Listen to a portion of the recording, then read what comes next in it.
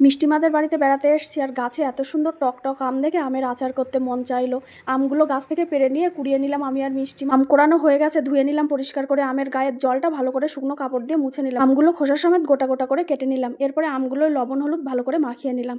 আমগুলো লবণ হলুদ মাখিয়ে কুলোর উপর করে রোদ্দুরে দেবো। আজকে তো রোদ্দুর তেমন নেই, তাই সারাদিনই রেখে দিয়েছিলাম। যদি কড়া রোদ থাকে তাহলে সারাদিন রাখা যাবে না, আমগুলো বেশি শোকানো যাবে। এরপর আচারটা বানিয়ে নেবো। দুর্ভাগ্যবশত ভিডিওর একটা ক্লিপ নষ্ট হয়ে গেছে। প্রথমে জিরে, ধনে, মৌরি আর শুকনো লঙ্কা শুকনো খোলায় ভেজে গুঁড়ো করে রেখেছি। কড়াইতে অল্প একটু তেল দিয়ে ফোড়নে দিয়ে দিলাম তেজপাতা, শুকনো লঙ্কার পাঁচ। এরপরে আমটা দিয়ে একটু লবণ হলুদ দিয়ে দিলাম। লবণ হলুদ তো আগেই মাখানো ছিল, আবার একটু দিয়ে দিলাম। তেলে নাড়াচাড়া করে আমটা সেদ্ধ করে নিলাম। আমটা সেদ্ধ হয়ে গেলে ওর মধ্যে 500 গ্রাম চিনি দিয়ে দিলাম। এবার ওই ভাজা মশলাটা গুঁড়ো করে নিলাম। চিনিটা গলে গিয়ে একটু ঝোল আছে, ঝোলটা একটু শুকিয়ে নিলাম। এরপরে ভেজে গুঁড়ো করে রাখা ওই মশলাটা ভালো করে মিশিয়ে দিলাম। পর কিন্তু আমের আচারটা একদমই তৈরি হয়ে গেছে। আর এই মশলাটা মেশানোর পরে দারুণ একটা গন্ধ বেরিয়েছে। কিন্তু আমি আমের মিষ্টি আচার বানিয়েছি, আর টক টক চাইলে একটু চিনির পরিমাণটা কমিয়ে দিলেই হলো। ঠান্ডা করে বয়ানে তুলে নিলাম।